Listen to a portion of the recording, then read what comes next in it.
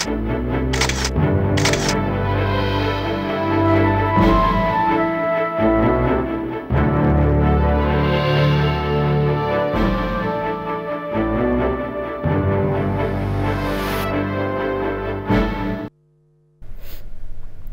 আলাইকুম। শুরু করছি জনপদের খবর, সাথে আছি আমি আনিকা জাহিন। এখনকার এই সংবাদ আয়োজন একই সঙ্গে চ্যানেলের ইউটিউব চ্যানেল এবং চ্যানেলের ওটিটি প্ল্যাটফর্ম আইস্ক্রিনে লাইভ স্ট্রিম হচ্ছে। এবারের ঈদ যাত্রায় ময়মনসিংহের বিভিন্ন সড়ক ও মহাসড়কে ভোগান্তির আশঙ্কা রয়েছে। অবৈধ যান চলাচল ও সড়ক দখল করে গড়ে তোলা অবৈধ স্থাপনার কারণে যানজটের ভোগান্তিতে পড়তে পারেন ঘরমুখো যাত্রীরা। পুলিশ বলছে, ঈদে ঘরমুখো মানুষের যাত্রা নির্বিঘ্ন করতে মহাসড়কের 10 থেকে 15টি স্পটকে গুরুত্ব দিয়ে পরিকল্পনা সাজানো হয়েছে। ময়মনসিংহ থেকে শেখ মহিউদ্দিন আহমেদের তথ্য ও নাজিমুদ্দিন সাইদের ভিডিওচিত্রে আলমুকসিদের রিপোর্ট। ঈদে নেত্রকোনা, শেরপুর এবং কিশোরগঞ্জ এই 3 জেলার মানুষের যাতায়াতের চাপ বাড়ে ময়মনসিংহ নগরীর পাটগুদাম ব্রিজ মোড়ে। মোড়ের চারদিকে অবৈধ স্থাপনা ও দোকানপাট তো আছেই, তার উপর রাস্তার দুপাশে যত্রতত্র গাড়ি রাখার কারণে 3 থেকে 4 কিলোমিটার জুড়ে সৃষ্টি হয় যানজট। চুরখাই, বৈলর, ত্রিশাল, ভালুকা বাস স্ট্যান্ড, মাস্টারবাড়ি এবং জয়নাবাজার সহ কমপক্ষে 15টি স্থানে যানজট লেগেই থাকে। বাইপাস হয় সবচেয়ে বেশি, তারপরে আপনার মগরবাজার চৌরাস্তা আছে, এই জায়গায় হয়। ইউটার্নের মধ্যে জেনে পাই নেই গাড়ি ঘুরে এলাম, তার জন্য আর কি যানজটটা বেশি হয়। বাইপাস আছে সব জায়গায় জাম লাগে, রাস্তা প্রশাসন নাই রোডের মধ্যে। আমরা অটো নিয়ে বাইরে লেই মনে করেন প্রশাসনটা গাড়ি ধরে নিয়ে জায়গা নিয়ে চাইতেই 1500 টাকা ধরি পান্না ধরে।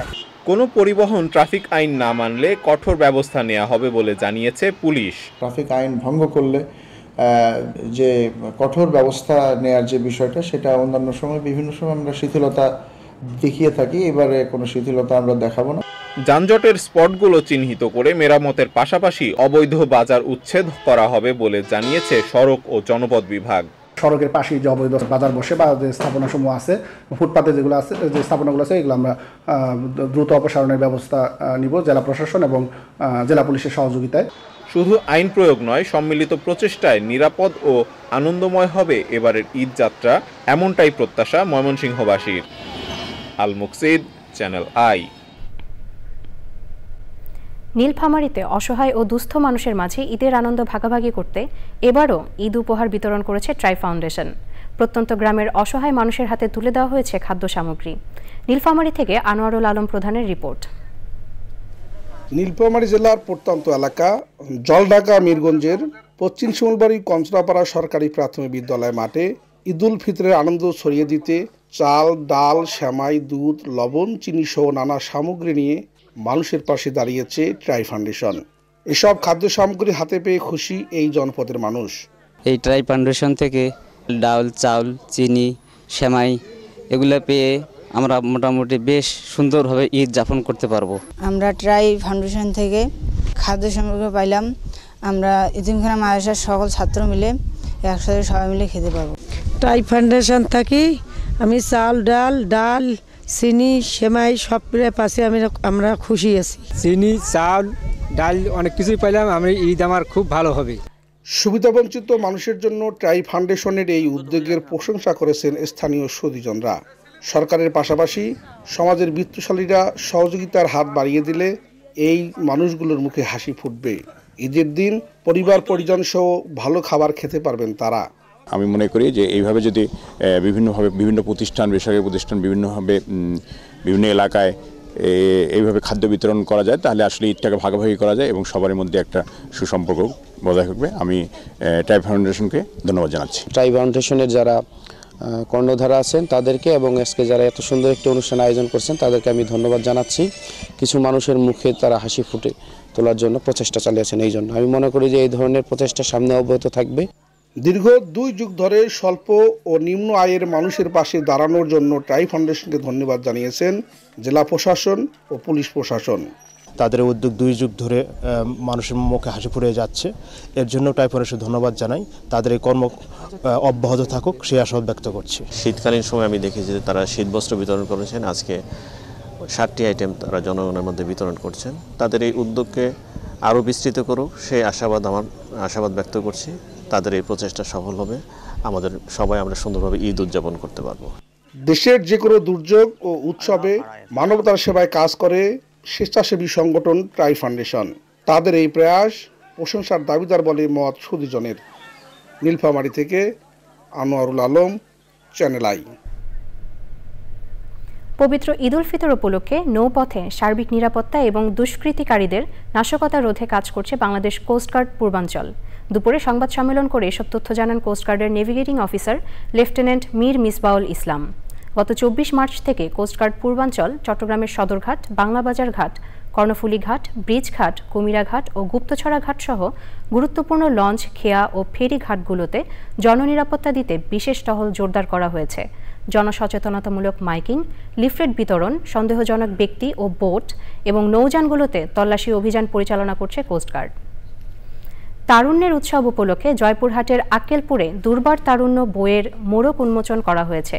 আক্কেলপুর উপজেলা পরিষদ সম্মেলন কক্ষে বইয়ের মোড়ক উন্মোচন করেন জেলা প্রশাসক আফরোজা আক্তার চৌধুরী। উপস্থিত ছিলেন আক্কেলপুর উপজেলা নির্বাহী কর্মকর্তা মঞ্জুরুল আলম ও অন্যরা।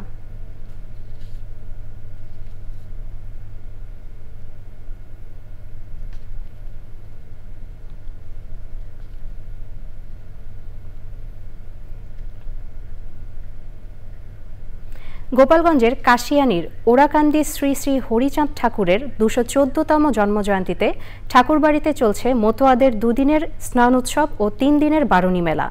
বুধবার রাত 11টার দিকে শুরু হওয়া এই স্নানোৎসব শেষ হবে রাত 9:30টায়। স্নানোৎসবে যোগ দিতে শ্রীধাম ওরাকান্দি ঠাকুরবাড়িতে যাচ্ছেন কয়েক হাজার মতোয়া ভক্ত। উৎসব ঘিরে ঠাকুরবাড়ি ঘেঁষে বসেছে বারুণী মেলা।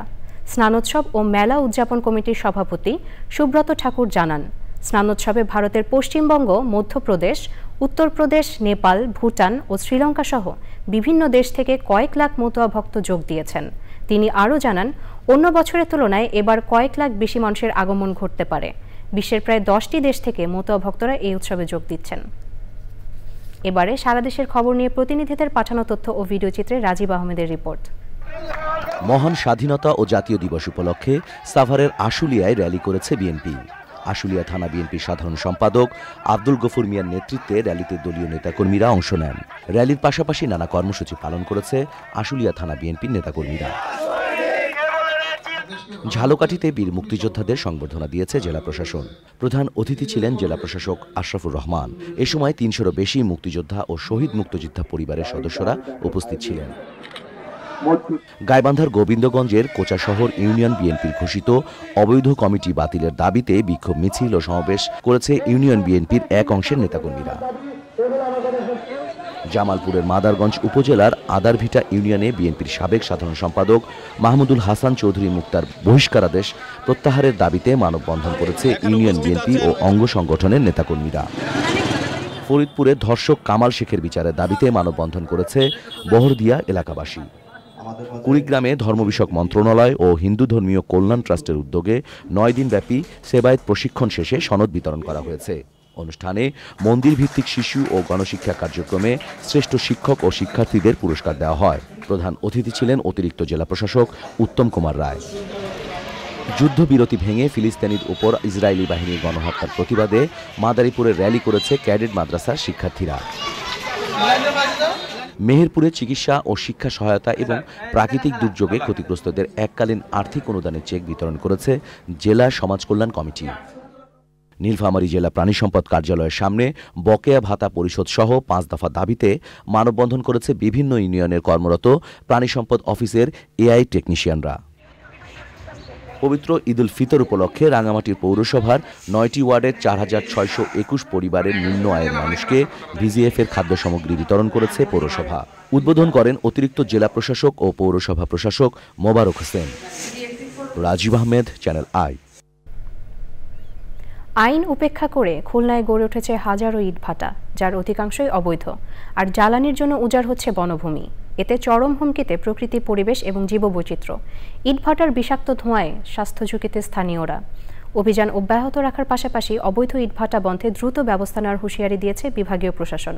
তবে ইটভাটা বন্ধের প্রতিবাদে স্মারকলিপি প্রদান সহ বিভিন্ন কর্মসূচি পালন করছে মালিক সমিতি। দানিয়েল সুজিত বোসের রিপোর্ট। পরিবেশ অধিদপ্তরের ছাড়পত্র ছাড়াই খুলনা জনবসতিপূর্ণ এলাকায় অবৈধভাবে চলছে হাজারো ইটভাটার কার্যক্রম। নিয়মনীতি উপেক্ষা করে জ্বালানি হিসেবে ব্যবহার করা হচ্ছে কাঠ, পিট কয়লা, টায়ার ও পরিত্যক্ত প্লাস্টিক। ভাটার বিষাক্ত কালো ধোঁয়ায় চরম ক্ষতিগ্রস্ত হচ্ছে আশেপাশের পরিবেশ প্রতিবেশ। কালিযুক্ত ধোঁয়াটা সব ফসলের উপরে কালো হয়ে যায়, একেবারে খেতে ঢুকলে গায়ে কালি লেগে যায়।